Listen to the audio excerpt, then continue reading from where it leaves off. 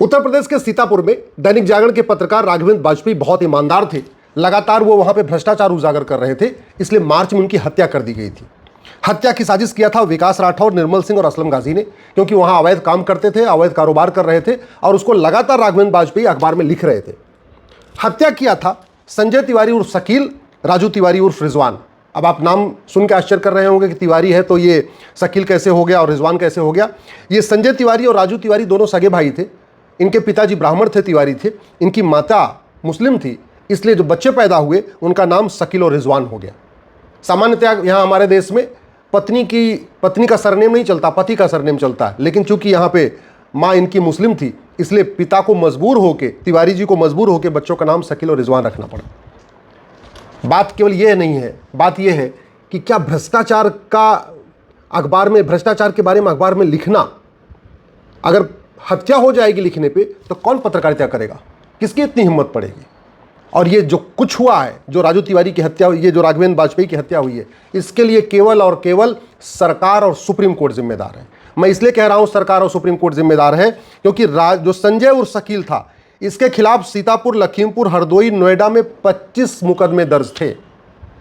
ऐसे जो राजू तिवारी है उसके खिलाफ भी उत्तर प्रदेश में 15 से ज्यादा क्रिमिनल मुकदमे दर्ज थे। जब ये संजय तिवारी और राजू तिवारी ने पहला अपराध किया, अगर उसी समय इनको पकड़ के इनका narco polygraph brain mapping test करके इनको जेल में डाल दिया होता, 10-5 साल की इनको सजा हो गई होती, तो ये बाहर न सुधर जाते 10 साल के अंदर, 5 साल के अंदर। चूंकि इनको पहला अपराध करने पे सजा नहीं हुई तो दूसरा अपराध किया, दूसरे अपराध करने पे फिर जमानत पे बाहर आ गए, फिर तीसरा अपराध किया, फिर जेल गए, फिर जमानत पे बाहर आए तो चौथा अपराध किया, और करते करते ये अपराध करते गए, जेल जाते गए, जमानत पे आते गए, और फिर ये अपराध करते करते इन्होंने 25 अपराध कर दिया। 25वां मर्डर इन्होंने पत्रकार राघवेंद्र वाजपेयी का किया था। कौन है जिम्मेदार राघवेंद्र वाजपेयी की हत्या के लिए?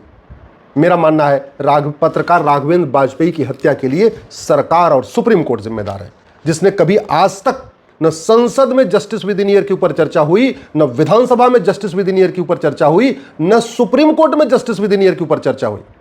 सुप्रीम कोर्ट में दुनिया भर की बातें होती है, बड़े बड़े फिलोसफिकल बातें होंगी, ये बातें वो बातें, उन्होंने ये कहा, अमेरिका में ऐसे जजमेंट आया, कनाडा में ऐसे जजमेंट आया। कभी जमीनी हकीकत देख ही नहीं रहे कि भारत में आदमी 25-30 हत्या कर कैसे रहा है, 25-30 अपराध कर क्यों रहा है, पहले अपराध पे क्यों नहीं सजा हो रही है। ये राजू तिवारी और संजय तिवारी 24 बार जेल गए और 24 बार जमानत पे आए, लेकिन इनका मुकदमा डिसाइड नहीं हुआ, इनको सजा नहीं हुई। सजा अगर हो गई होती तो पत्रकार राघवेंद्र वाजपेयी बच गए होते, उनका परिवार बर्बाद नहीं होता। भारत में बहुत बड़े पैमाने पे जो अपराध बढ़ रहा है उसका मूल कारण है सजा होती नहीं है। अपराधी 1 से 2, 2 से 3, 4 से 5 लगातार अपराध करता जाता है। अगर कोई घूसखोर, कमीशनखोर, दलाल पहली बार में ही पकड़ लिया जाए, उसको 5 साल 10 साल की सजा हो जाए, भ्रष्टाचार खत्म हो जाएगा।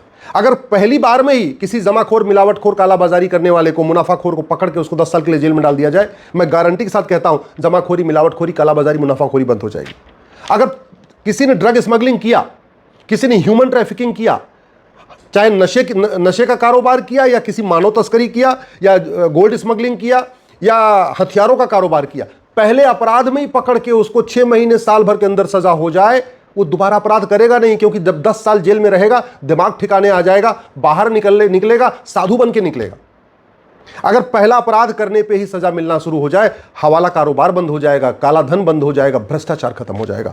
अगर पहला अपराध करने पे ही सजा मिलना शुरू हो जाए, आतंकवाद, अलगाववाद, जिहाद, मजहबी उन्माद 90% खत्म हो जाएगा।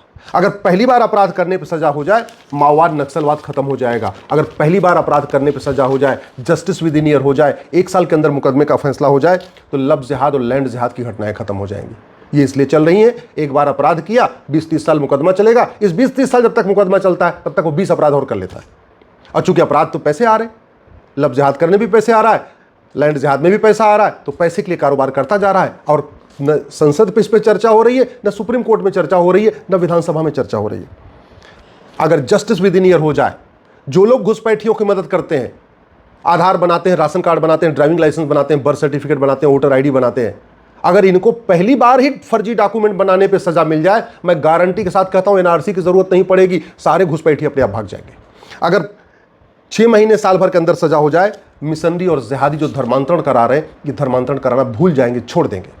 अगर पहली बार में ही एनजीओ चलाने वालों को सजा हो जाए जो विदेशी फंडिंग लेके देश को बर्बाद कर रहे हैं, मैं गारंटी के साथ कहता हूं ये जो मजहब, ये जो धर्मांतरण और घुसपैठ का खेल चल रहा है बंद हो जाएगा। जस्टिस विद इन ईयर लागू हो जाए, ड्रग जिहाद बंद होगा, जस्टिस विद इन ईयर लागू हो जाए तो भारत में राम राज्य आ जाएगा। जस्टिस विद इन ईयर लागू हो जाए, भारत में एक तरीके से कहते नहीं पूरा सतयुग आ जाएगा।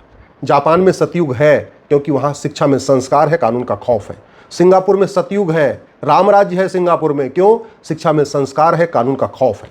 दुनिया के कई देशों में आज भी सतयुग है, आज भी राम राज्य है।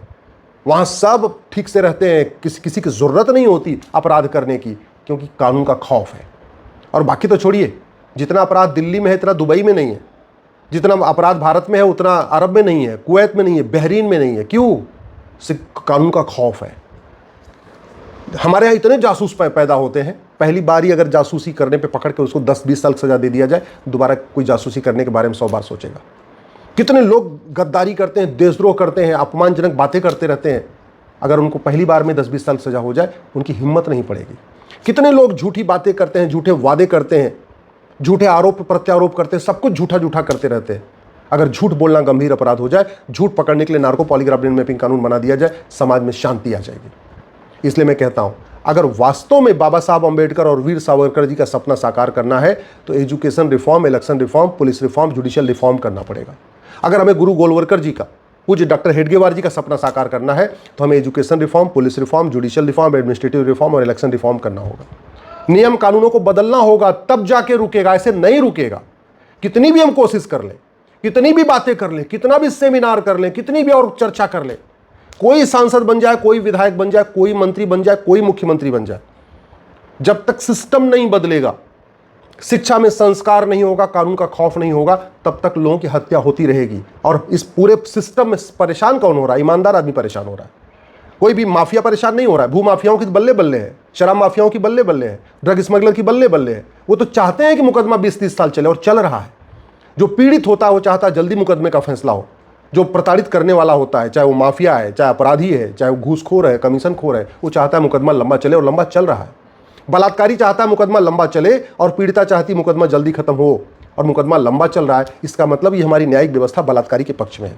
वर्तमान जो सिस्टम है, पुलिस सिस्टम, जुडिशियल सिस्टम, इतना सड़ चुका है कि लोगों के मन में कोई भय ही नहीं है कुछ भी करने के। न रोड ट्रैफिक लाइट, ट्रैफिक का नियम तोड़ने में उनके मन में कोई खौफ है, ना अपराध करने में खौफ है, न चोरी लूट झपटमारी करने में कोई कानून का खौफ है, न भ्रष्टाचार अपराध करने में कोई कानून का खौफ है, न लब जिहाद, लैंड जिहाद करने में कानून का खौफ है, न धर्मांतरण कराने में कानून का खौफ है, न जासूसी गद्दारी करने में कानून का खौफ है। क्यों खौफ नहीं है? क्योंकि हमारी पुलिस प्रशासनिक व्यवस्था गुलामी वाली चल रही है, हमारी न्यायिक व्यवस्था गुलामी वाली चल रही है। मुकदमे 20 साल डिस्ट्रिक्ट कोर्ट में चलते हैं, 20 साल हाई कोर्ट में चलते हैं, 10 साल सुप्रीम कोर्ट में चलते हैं। सजा देने में 50-50 साल लग जाता है। इस देश को नेता और नौकर साहब मिलकर लूट रहे हैं, क्योंकि उनको पता कुछ नहीं होगा। उनको पता है 70,000 करोड़ का कॉमनवेल्थ घोटाला हुआ, कुछ नहीं हुआ। उनको पता है 1,76,000 करोड़ का 2G घोटाला हुआ, कुछ नहीं हुआ। उनको पता है 1,86,000 करोड़ का कोयला घोटाला हुआ, कुछ नहीं हुआ। उनको पता है पत्रकार को मार दो कहीं कुछ नहीं होगा, किसी को मार दो कहीं कुछ नहीं होगा। इसलिए ईमानदार अधिकारी, ईमानदार कर्मचारी भी ईमानदारी से रह नहीं पा रहे, मजबूर होकर उनको भी भ्रष्ट होना पड़ रहा है। ये सिस्टम उनको भ्रष्ट बना रहा है। इसलिए मैं आपसे आग्रह कर रहा हूँ, इस विषय को अधिक से अधिक बात करिए, इस पर चर्चा करिए, अपने सांसद विधायक से मिलिए और उनसे कहिए गुलामी की पुलिस व्यवस्था, गुलामी की प्रशासनिक व्यवस्था, गुलामी की न्यायिक व्यवस्था को बदलें और भारत के कानूनों को दुनिया का सर्वोत्तम कानून बनाएं।